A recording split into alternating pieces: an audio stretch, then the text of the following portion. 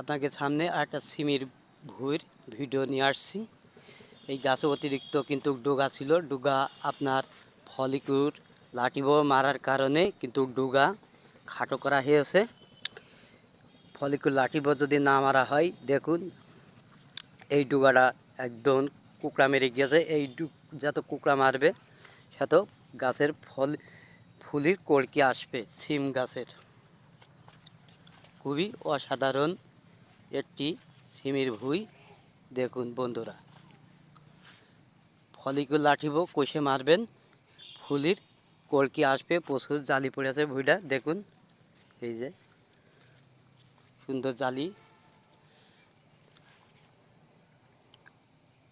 এই ধরনের ভিডিও পাতি আপনারা আমার পেজে ফলো দিয়ে রাখবেন। আমি আরও আপনাকে সুন্দর সুন্দর ভিডিও করে দেখানো হবে।